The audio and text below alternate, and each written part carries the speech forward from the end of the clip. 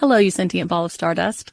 My name is Casey Davis. I'm a therapist and I'm an author of the book How to Keep House While Drowning, where I talk about ways to make it a little bit easier to take care of yourself when you're overwhelmed, stressed, have mental health issues, physical health issues, or maybe you're just in a hard season of life. Maybe you're looking for a place that you can come and listen to some practical advice. This is a podcast for all of the self-help rejects. We're going to talk about skills for survival and self-kindness. And I'm going to leave the pop psychology at the door. I promise not to tell you to meditate or to journal. We're just going to give you some really insightful conversations with hopefully some practical advice. So I don't believe you need to pick yourself up by the bootstraps. I don't want you to just try harder, and I don't believe that laziness exists. So join me over on Struggle Care, where we can find compassionate solutions that help us function a little bit better. Wake up at Holiday Inn Express to a can't-miss breakfast that's free with every stay. Count on all the hot, fresh coffee you need and an incredible breakfast buffet that has something for everyone, like eggs, cinnamon rolls, and even hot, fresh pancakes with all the toppings you crave. Next time, do yourself a favor and stay at a Holiday Inn Express with a can't-miss breakfast that's free with every stay. So, when you wake up at Holiday Inn Express, you'll wake up happy, a part of IHG Hotels and Resorts. Stoveleg Media, igniting conversation.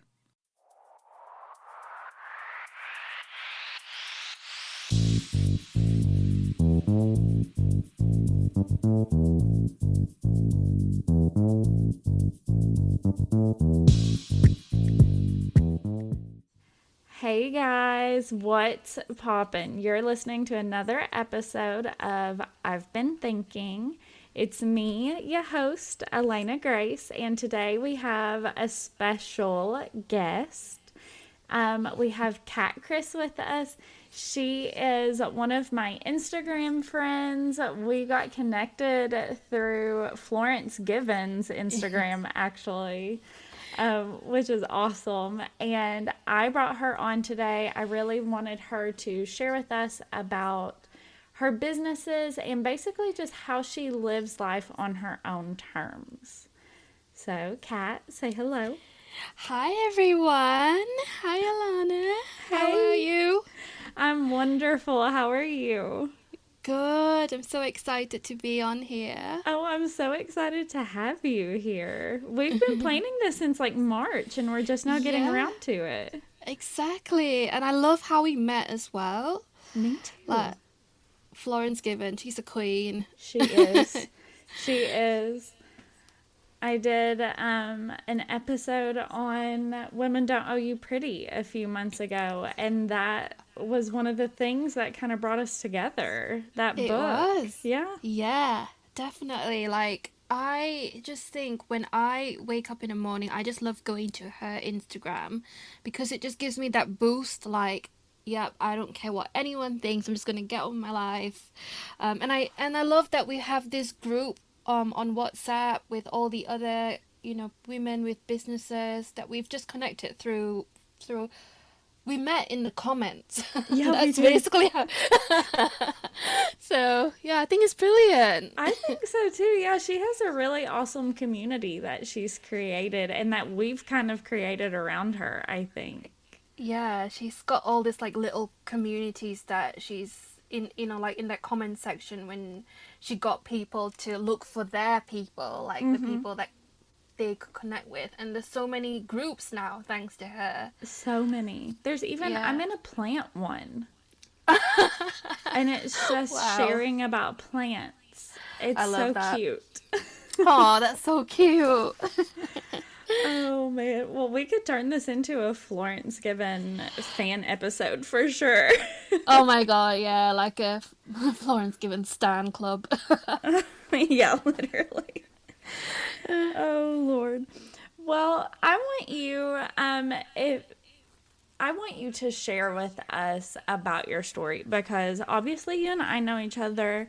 A lot of my listeners probably don't know you. So I'd love for you to introduce yourself and kind of tell us like your journey. Okay. Oh well, it's quite a long one. I'll try and like make it snappy. Well, I'm Kat. I'm Singaporean. I moved to England when I was 16, and I'm turning 30 in August.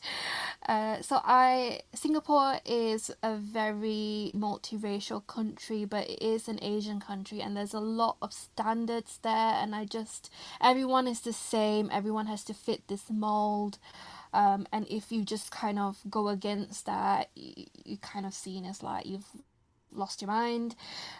So when I moved to England, everything was just, a lot of people just lived on their own terms mainly. And it was just a huge difference to me. But I was always in this mindset that I had to go to school, go to university, get a job, and that's it. Like, get a 9-to-5 job and retire. That's basically how every single Singaporean lives. For me, that was my mindset, and it was really hard to let go of that. And I really put a lot of stress on myself. I went to uni, got the degree, got my master's. I juggled like 5 internships at once. I became like the editor-in-chief of my student magazine, and I was just literally go, go, go, go, go. I took up some amazing internships. I was in Internet Vogue, Vivienne Westwood, and I was just on this path of becoming a fashion journalist. I was also trying to go on another path on becoming a radio presenter, which I nearly became, and everything just took a toll on me. In 2016, I ended up just becoming paralyzed, and I had a few complications with my health that basically saw me in bed every single day. I had no energy or anything, and the only thing that I knew mostly was fashion and journalism. So I ended up I also was a reseller. This is how I sustained my income at university. And after university, I wanted to be a journalist, but this is now my job, reselling. Yeah. Because that is something I could do from home, and it was something that I was really embarrassed about because it's not really like a route that people saw as like a good job. So I'm like, only in the last couple of years I've been proud of it, and I've been really owning it, and like, yeah, I'm a reseller, I work from home, and I can do it because I've got a chronic illness and I can still make my own money. So I don't know, that's very complicated, isn't it? From like No, that's not. I think I feel very I feel a lot of similarities between ourselves.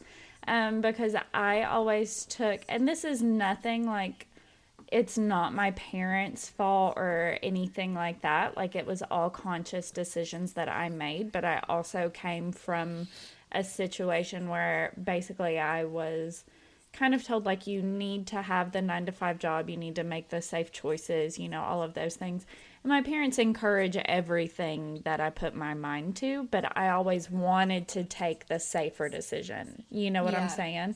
I never, even though I really in my soul wanted to do these out there things, like my logical brain was like, I'm going to do these things that don't bring me any joy, Yes. And I just, over the past few years, I realized how important it is. Like, basically, I think that the point of us being on this earth is to find our own joy and to give other people joy. Yes. Like, I think that is one of the biggest reasons for us being here, right? And why should we put ourselves through terrible things that don't serve us or really serve other people in any significant ways, Exactly. Yeah. And I love that you realized that for yourself, but I hate that it took such a toll on your health. Exactly. Did you become physically paralyzed at one point? Yes. Oh my did. gosh. Yeah, I did. And it was basically, I had no idea this was even a thing.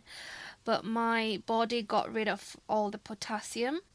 Oh, So I went into like literally no potassium in my body, and when that happens, your body paralyzes, and I didn't know that. I didn't realize nutrients, and I know everyone says to eat healthily, but I didn't realize it really played such a huge part in your health, especially when you run out of certain things, because yeah. you get your potassium from bananas and avocados, but because I was ignoring my health, I wasn't eating. I just kind of worked all the time, so my nutrition just went out the window. I wasn't eating at all day. So yes, that's what happened. My blood count was dropping as well. There was literally I was so pale from losing blood. So like my skin tone, like I'm brown, but Yeah, I you. went really, really Oh pale. my gosh. And I had no idea what was happening. I had no energy during one of my internships, and I couldn't even climb the stairs. And I thought it was just stress or anxiety, like I was having a panic attack. But when I ended up in hospital, they basically said if you didn't come here, oh no, if you didn't come for your blood test, we would not have known and you would have died. That's what they told me. And yeah, it was a huge, huge wake up call for sure. Yeah, that's a massive wake up call. That's so terrifying. Yeah. Oh my gosh. Yeah, again, like I feel so related to you because I had a bit of that where I realized something was really wrong and I had multiple things playing into it, but stress over the future was definitely one of them, and stress over careers and getting my master's and all of that. And thankfully, mine was just anxiety and it was pretty easily treated. I can't imagine literally being so close to death in a lot of ways. But Yeah. I hate that that was your wake up call, but I'm glad that you realized it. Yeah, definitely. For me, I have terrible anxiety, and it just made it worse when that happened. Oh, for sure. Yeah. Oh, wow. But you had really incredible internships.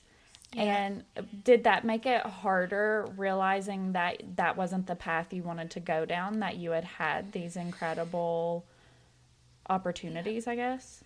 Definitely. For me, my mind was set for many years that I was going to work for a magazine, or I had two paths that I definitely wanted to do. One was to be on radio or be a fashion journalist. So I took up internships in both areas. And they would have definitely they would have definitely let me to a job in one of them for sure if I carried on, but there was no way I could carry on. Right. So it was really heartbreaking to know that I can't go to an office and work all day. I just can't do this. And it took me a long time to realize I already have a job, which is my reselling business. I've done it for 9 years. And I never saw it as a job. I just saw it as something I did because I loved secondhand clothing. I love vintage, and it was just like a hobby. But it was making me money, and I had no idea that it would be something I could do full time. And it just took me a while to get used to knowing that I would never be able, well, maybe not never, but I'm happy as I am now. But before, it was just a struggle to know that I would never be able to do the job that I really dreamt of for a long time. Yeah. So were those jobs things that you wanted to do, or were they things that you thought were fun but also safe? Was that like society playing into I've got to have one of these jobs?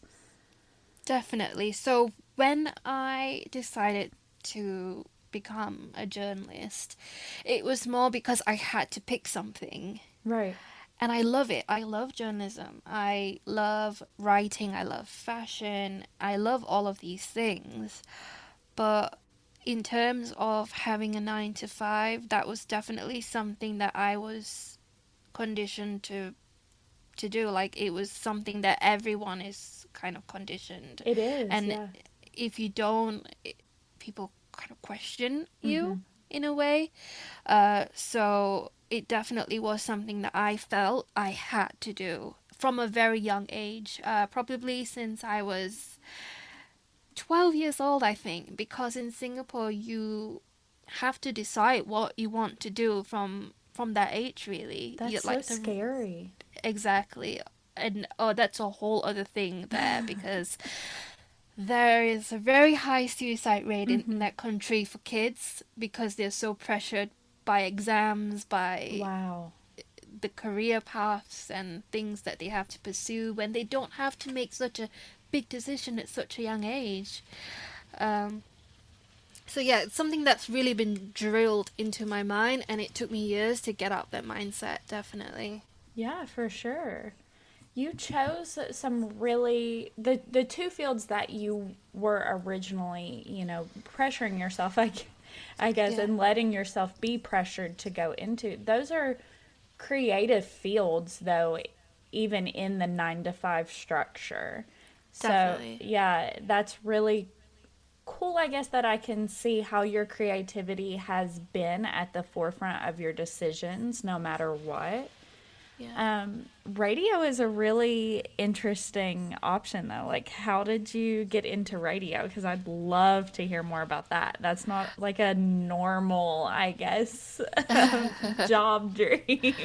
Yeah. So my grandmother, she was one of the first female presenters in Singapore on radio. That's So so cool. yeah, and it definitely inspired me to do it, because I really loved like listening to the radio all the time. And when I moved here, our local station in Doncaster, where I live, was looking for radio presenters. So I joined and I became their fashion reporter. Oh my gosh, that's so neat. And that was while I was at school, and that made me decide I'm going to do a degree in journalism. Originally, though, I was supposed to do fashion journalism at London College of Fashion, but then I thought maybe I've watched too many episodes of Ugly Betty or Devil Wears Prada.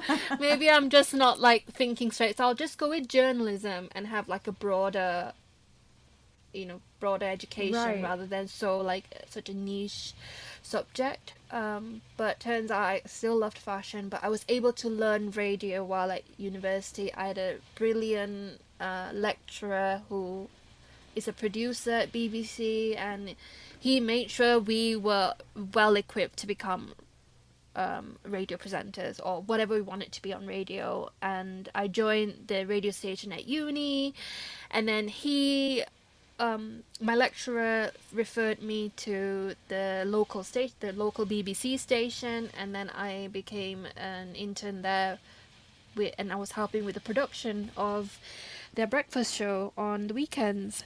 So that was basically it, and then I joined. I'm trying to push myself out of my comfort zone, and the last few years I've been trying to do that every now and again, and Good.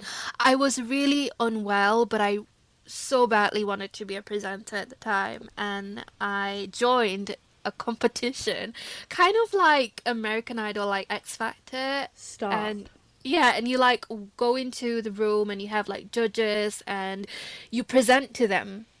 Yeah. So you get like maybe a minute of a monologue and you just go for it. And I went for it. There was like loads and loads of people that took part, and I was in the top 10 finalists. I was so excited. I was like, oh my gosh, 1 in 10 chances of becoming a presenter on a BBC station. And obviously my health got in the way again, got paralyzed, and I just didn't make it in the end. I couldn't do it, and I forced myself to go for the interview, and again, there was no way even if I had gotten the job, there was no way I could have done it. Right. Yeah, and that was the last time I actually said, you know what, it's time to accept the fact that I've got this other journey now. Like this journey is done. I can't do this anymore. Yeah. Yeah. That is okay. That's really awesome that you pushed yourself like that, like out of your comfort zone. Yeah. But I'm really proud of you for realizing your physical limitations. Like, Yeah, thank you. but I will say, I think that so often, I've noticed this a lot in my personal life. I think that so often the universe or God or whoever you want to put it to knows that there is a journey that we're supposed to go on, and there's one that maybe we want to go on but isn't where we're supposed to go, and Yes. it closes the doors for us so I we honestly believe can't. that. Yeah, yeah, it's happened a handful of times to me where the door has been closed in my Yeah. face multiple times. And I'm like, okay, well, that's, even though that's what I wanted, that's not the journey that was meant for me. Yes, I honestly believe that. I think my whole life there's been a lot of signs, and I believe in God and I believe in the universe, and I honestly think that these things happen, and I receive that message, and I take it in, and I know I've got a different path now. Yeah. Even moving to England was not something that I thought was on the cards for me. Really? Even staying here, because I only moved with my mom, and I just thought I'll live here for maybe 1 or 2 years and then I'll move back. And now I've been here for like 15 years. Yeah. So it was not something I really thought that was it, you know. But Yeah. your life just opens doors for you and it closes doors for you, like you said. And we just have to just take it on the chin, and we have a huge adventure to go on, I feel. It's So so true. yeah. It's so true. Do you think that, well, you kind of mentioned this already, but I want to go back to it, I guess. How living in England versus being back in Singapore, how that allowed you to follow your journey maybe a little bit easier? Yeah. Oh, wow. So Singapore is very modern. It's very city-like. Uh-huh. It is a city, and people are very career-driven. They are made to be career-driven from school. Because it's such a small country, the only resource they have are the people. They haven't got anything else to kind of trade. So people working is the best resource that they've got, and it's a very successful country because of it. But it also comes at a cost with creative people. It's kind of like, if you're creative, you're not really shunned from society, but you don't really have an avenue to be creative Yeah. much over there. It's makes very, yeah. So it's hard for people that don't fit the box or try to go against the mold. It's just very difficult. And for me, I just felt very, almost like I was claustrophobic even. I just felt like I had to go down this path like everyone else. And I feel like a lot of people feel the same there. And it was only when I moved to England when I realized just how many opportunities there are for everyone. Even if you're creative, even if you want to build a house, in Singapore, if you're a construction worker, you are paid peanuts. And Really? Singaporeans don't become construction workers because it's a job that's looked down on. So they actually get people in from other countries like Bangladesh or India to do the work. But here, it's a well-paid job. Yeah. And it's a huge skill to have. And people don't look down on construction workers. Regular people like everyone else, no matter what job you go for or what kind of hobbies you have or things you're interested in, there's communities for everyone. And I know England has its issues for sure, like every other country, but for me, the difference from Singapore and England, it was like, wow, I can just do whatever I want, Yeah. and there will be people that will support me and not think I'm weird or crazy. Yeah. That's so awesome. I love hearing, I guess, that difference between the cultures, and not that one is necessarily better than the other, or, whatever, but just that you have found a space that is better for you. Yeah. Yeah, that's sure. really awesome. So I would love for you to tell us, I guess, a little bit about how how you have and you've told us about this, some throughout telling your journey, but how you have found the importance of living life for yourself.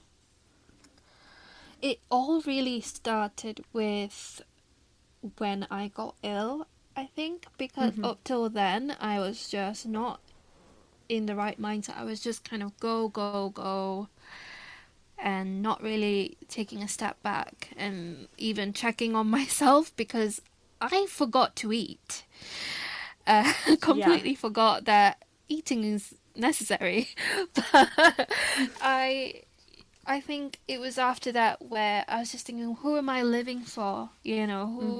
Why am I like this? Why do I feel like I've got to have so many things on my plate just, for the satisfaction of others, or just so others won't be like, oh, look at her, she's not successful. And I was kind of embarrassed to even tell people I sold clothing on eBay.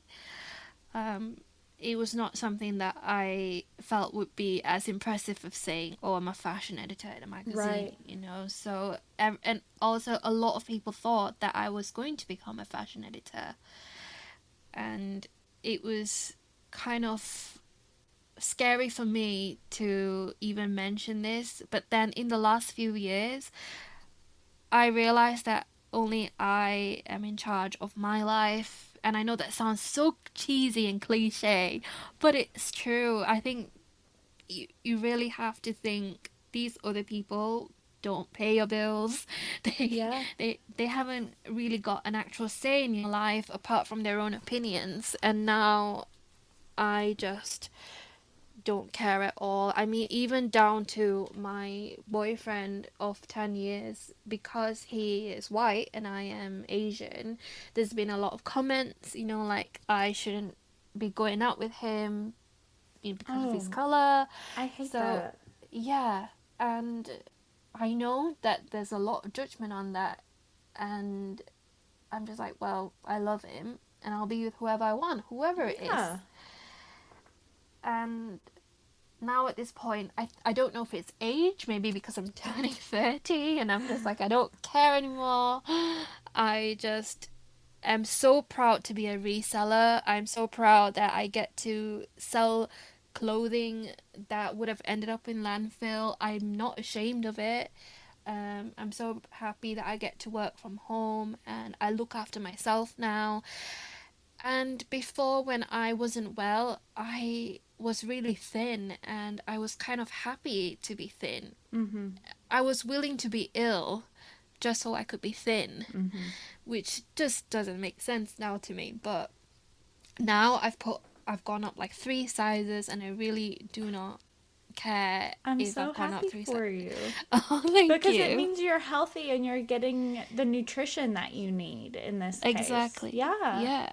Yeah. And I'm just eating all the foods and who good. cares, Hold on. I love when you're on like your buying trips in London and you're sharing it on Instagram and you're eating like Chinese takeaway, because I swear to you, the best Chinese food I've ever had, I think, is in London. Oh my god, yeah. And Definitely. it's just so good. Oh my gosh. Yes. It makes me so jealous every time. Yeah. Oh, I love a good Chinese. I do too. Definitely. I think I had one yesterday. Oh my gosh. I'm jealous of that. There is a really good one right down the street from my apartment, and it is really good. The area that I live in has a lot of immigrants from, I guess, China and Japan, specifically, but just like Asia in general. Yeah. And there's some really good food here. I Good food. love the Chinese in your food courts in America. Like, Really? yeah, like I don't know which one it was, but in Florida, in the food courts where they're giving out the samples, Yeah. I just, oh my gosh, like the chicken is They amazing. they always have the little bourbon chicken bites Ah, and that kind of yes. thing, and they are so good. We They're haven't so got them good. here, so I always look forward to it when I go to Florida. That's what I get because we I don't love have it that. here. Yeah, that's so funny. We do love a sample in America. We do love a free sample. Well, your story, I wanted to bring this up because I think that this is really cool. Your story has a lot of parallels, I think, to Sophia Amoruso, and she's actually one of your mentors, right? Yes. That is So so cool. I know. I think I look up to her a lot. Because she's done something very. Her path was quite similar to mine. I think that she's made an actual like killing out of it. Like she's honestly done so amazing Yeah. with Nasty Gal. And yeah, I was just so excited because what it is she's done a course and it's kind of like a half mentorship, half course, and she takes on business owners and teaches them for 10 weeks, and she's doing it. I'm doing it again now, and yeah, it's just she's just a badass, you know. Yeah, she is. She's really cool. That's so awesome that she shares her knowledge Yeah. and like her experience, and not to undermine her in any way, but I love that you do that also on your Instagram, and you just share it. Yeah. Oh, you know thank you. you're just constantly giving tips and tricks, and hey, for business owners, I want to share a little bit of this, and that's kind of become your niche in a lot of ways, is sharing the wisdom, I guess, that you've gained from your different mentors and from just the lessons that you've learned. Yeah, it has. It's just been like over maybe the last year because before my Instagram was very much fashion and travel, but now I just want to help others. I want to help young people, especially, make their own money I love because that. yeah, it's not nice when you're young and you want to afford something and your friends can. And I think if young people just learn how to do it themselves, it would just make a world of difference for them, and that's kind of like what I'd like to do. Yeah, I love that about you. It's Oh, it's just, I love sharing value and like giving value to people's lives. Like that's what I hope to be doing with this podcast. So I love that you found your way of doing it too. thank you. You're so welcome. I think that your story is really awesome. I think that you've done just an incredible job of coming into yourself and like realizing, these are the things that I should be prioritizing versus prioritizing what society tells me to. Yes. And I hope always that that is what I'm doing. I hope that I'm realizing who I'm supposed to be and not just who I'm being told to be. Um, I love your Instagram stories, girl. Like when you oh, thank you. just speak your mind, that is what people want to see. It's so refreshing when you like over Easter when you gave your opinions on Easter. It's just I can tell you are definitely trying to live life on your own terms. I think that's so important, and I feel like you are. Like from the outside, it definitely you're like I'm living my life my way. I don't care what you think. Thank you. I appreciate that. That's really validating.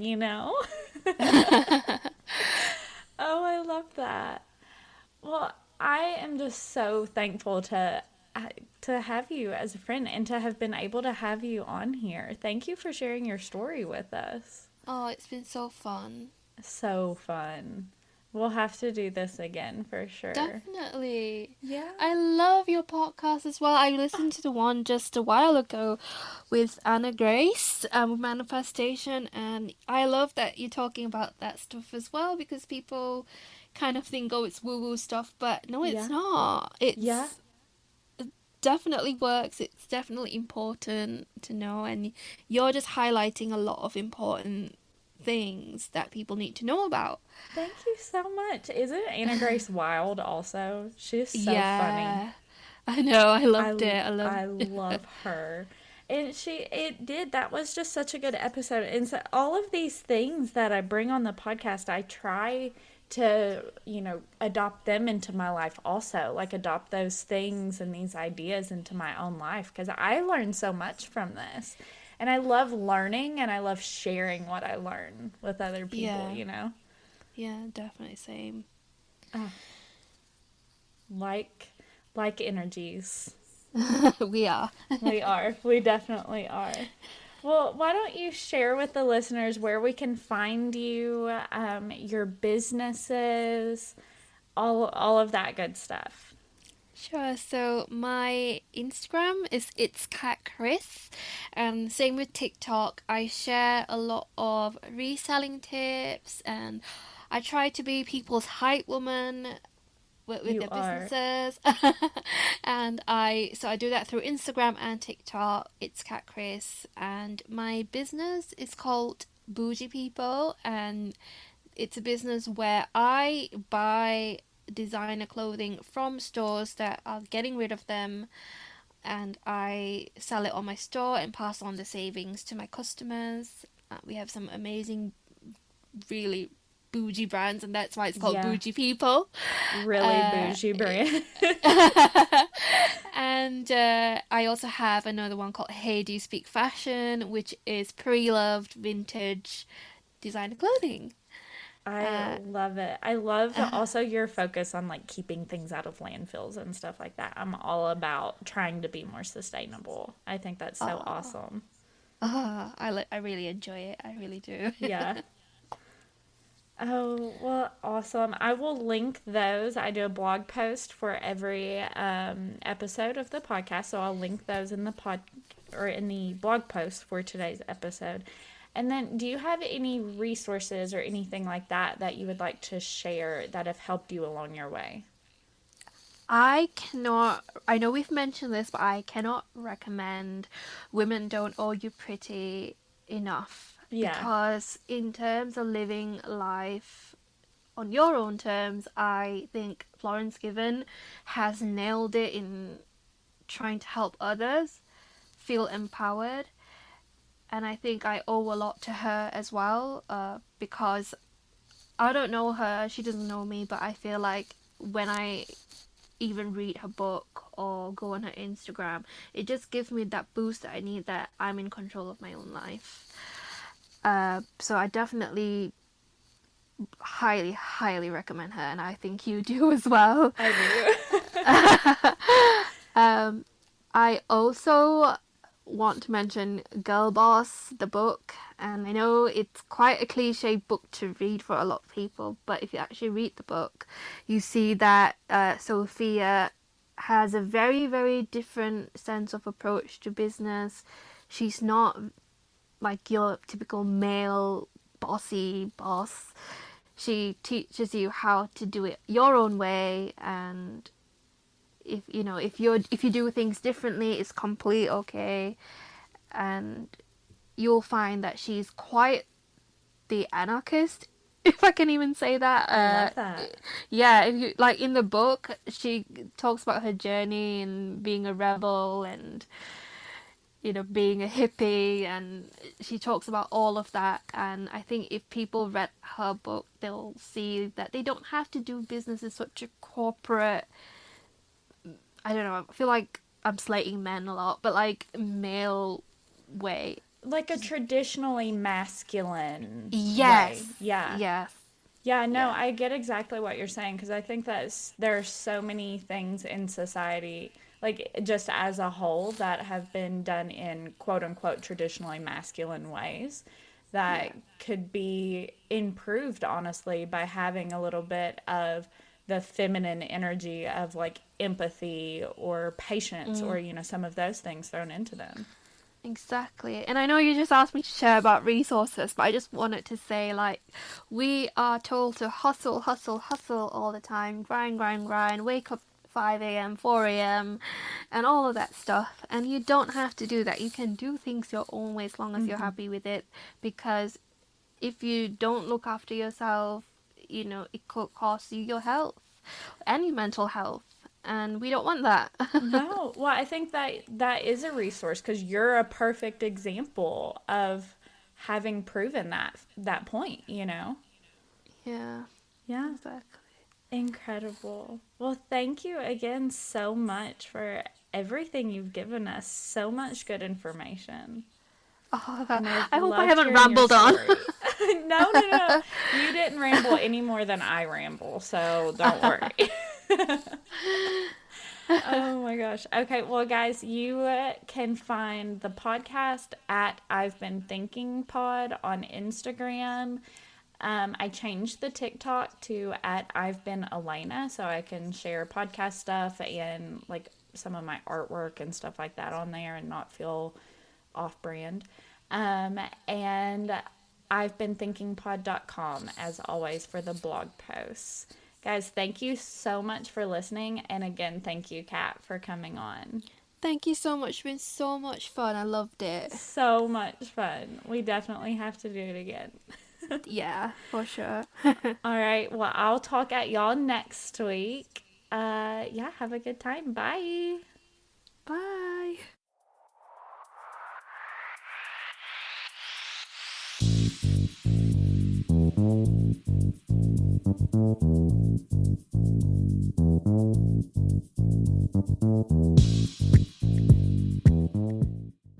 Hello, you sentient ball of stardust.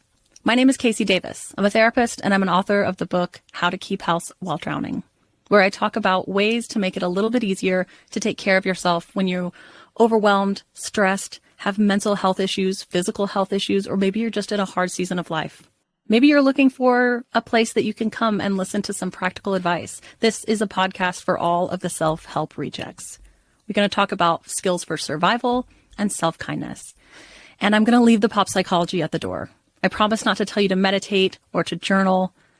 We're just going to give you some really insightful conversations with hopefully some practical advice. So I don't believe you need to pick yourself up by the bootstraps. I don't want you to just try harder, and I don't believe that laziness exists. So join me over on Struggle Care, where we can find compassionate solutions that help us function a little bit better. New on Curiosity Stream. I'm James Burke. I'm going to take you on a journey through time. James Burke's visionary series returns, reimagined for our time. Now, this is all uncharted territory. The Washington Post hails Burke as one of the most intriguing minds in the Western world. The New York Times raves he careens from one great moment in history to another. Where do we want to go from here? Experience all new connections. So what's the next connection? With monthly, annual, and bundled plans, find the one that works for you at CuriosityStream.com.